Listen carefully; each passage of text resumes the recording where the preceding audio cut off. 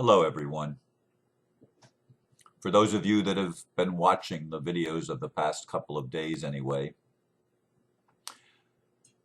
you are aware that there's been quite a lot of discussion, both on Facebook and on YouTube, regarding those videos. And I hope to be able to answer some of the different points of view to some extent today. I'm certainly not going to cover them all, although I do read the comments every day. I don't always take time to respond to each one individually anymore. It's just too time consuming for me. And I let other people answer each other. And that is what I'm going to share this morning. The title I'm giving this morning is Overcoming the Illusion. And the little blurb that I wrote was, "We live in the Matrix. It has been unconsciously created through our own ignorance. We can overcome if we are willing to let go of our misconceptions and misperceptions. Are you up for the challenge? If you are unwilling to love your perceived enemies, you are not up for it. Love is the only eternal reality." Yes, we're dealing with the Illuminati. We're dealing with the structure of the Matrix. We're dealing with the attitude within the Matrix that people have of themselves and of each other, and how we relate to each other and how we relate to our own thoughts and our own actions and our own ideas. I've selected this morning, as I go back and reviewed some of the comments, I didn't review them all, but I did read them all yesterday in the afternoon and early evening. I spent time looking through all of the many comments that happened during the day, both the previous day and yesterday. And basically, I'm going to deal with Michael Erickson, whom I'm not sure where he's located. I suspect it's Scandinavia, but it could be totally incorrect. I don't have the identification, and I didn't take time to try to look up to see where he lives. But he made many comments yesterday, and one of them was this one: "Are you suggesting we miracle the Illuminati into non-existence through thoughts?" I've seen all of Abraham Hicks stuff too. Again, a part of the problem. It seems you are buying it all hook, line, and sinker. Thoughts make our world only when they lead to action.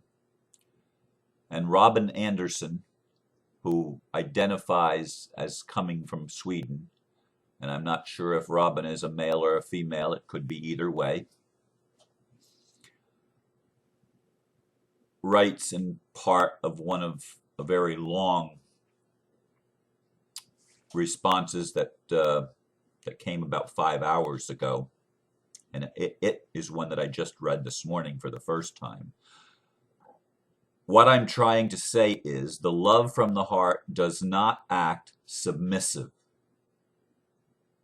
and judging is not balance to a better world.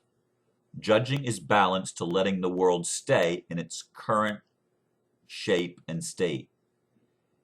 It only feeds the balance of not real love, the ego love from the brain, as well as ego love from the brain feeds the judging. I think that you, Michael, mistook Ron and made me want to write this. Thank you, love.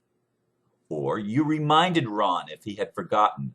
But I know that he said in an older video something that proved to me of his awareness of this, that acquiescence isn't what he meant by loving the enemy.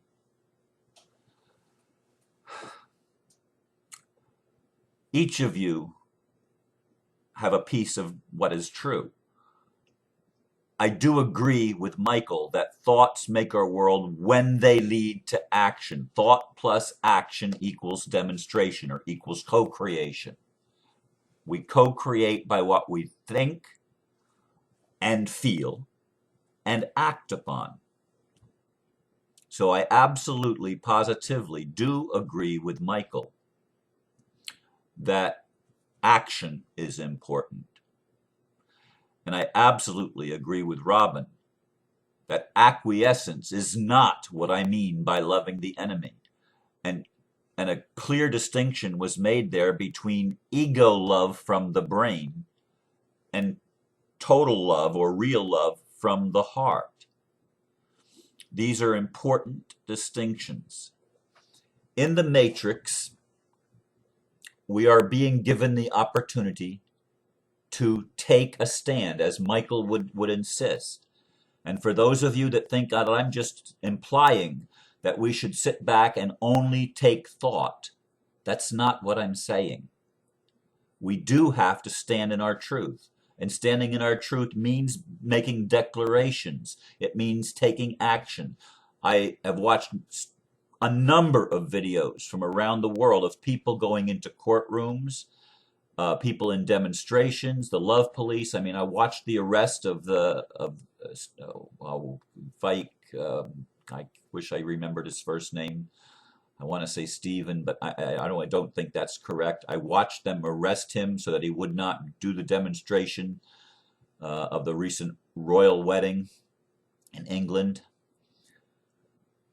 And I've watched quite a few videos, and I mean, I'm amazed at what's happening in England, and it's important that these things happen there because England is both the seat of the banking system of the whole world. The Bank of England, that's the whole world's banking system is centered right in London, in the city of London.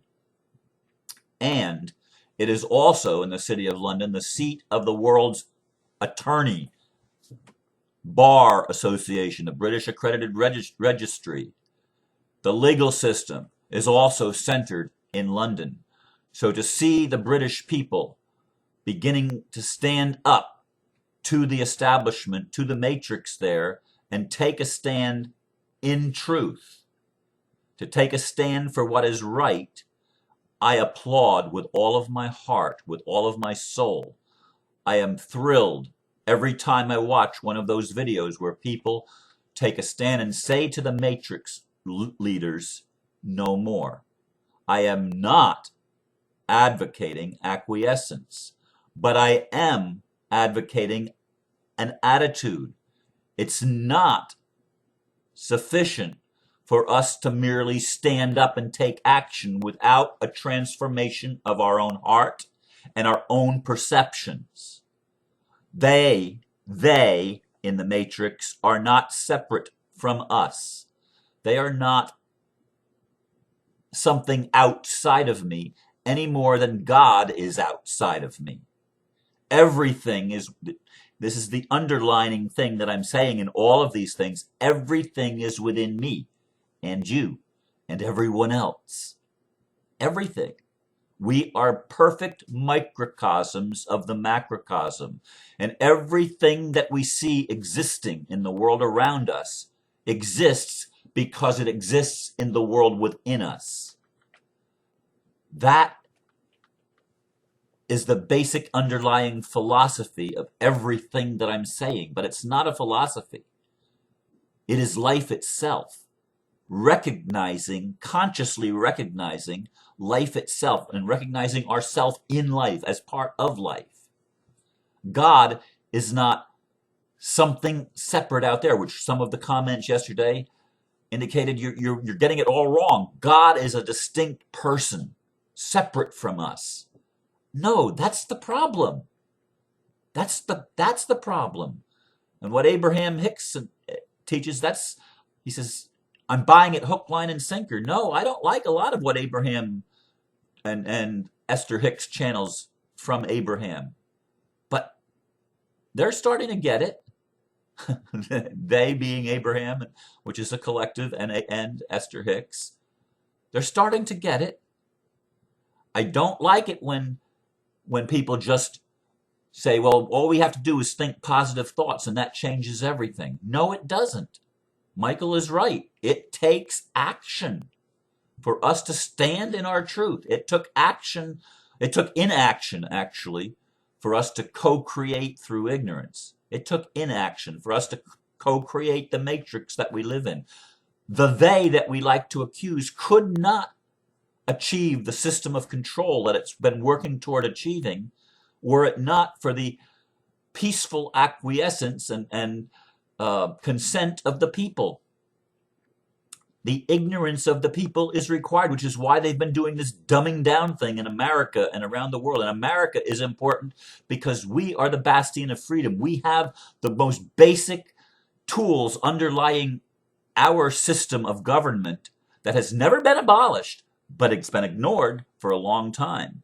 But we have that Declaration of Independence, which is a divine document that every human being needs to understand totally. I mean, we really need to understand the Declaration of Independence signed on July the 4th, 1776 in the United States.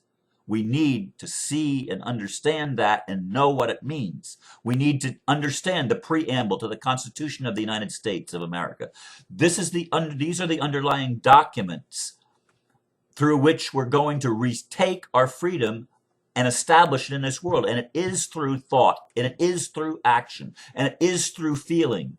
It is through our passion and letting the divine eternal flame that's within each of us not only be ignited, which it really has never been gone out. It's never gone out. It's dwindled down to a small little pilot light, but it's time to let it be ignited into a bigger flame. Because that's what's happening, and that will spread around the world, and that will change everything. It's not sitting back and doing nothing. I'm going to be responding this week to the judgment that was made by the courts in regard to my legal matter of the bank and its lawyer trying to steal my own house from under me, which has never had a mortgage on it. And they're going to sell my house, according to the judgment issued by the court at the first week of June. They're going to auction my house off out from underneath me, they think. I mean, that's their intent. That's their stated written intent. And I will respond to that. I am not going to let them roll over me without taking a stand in truth. I'm not going to do that. And neither should anyone else. I totally encourage everyone that the matrix is moving against to take your rights, to take your property, to take something from you which is not their right to do, and to legalize their own theft through ordinances and through laws that they've changed to twist everything. And they've always twisted everything. And we need to take a stand and say no more. But at the same time that we're taking the stand, we need to love and recognize that the way they came into power was because we did not stand in our own power. And they became our authority because we did not take authority for our own life and responsibility for our own life. I have never been an advocate of sitting back and doing nothing, just praying about it and thinking about it. That is not enough. David Icke is right. Get off your knees, people. And David Icke is also right. Love is the only reality. Everything else is illusion. He's got it right, folks.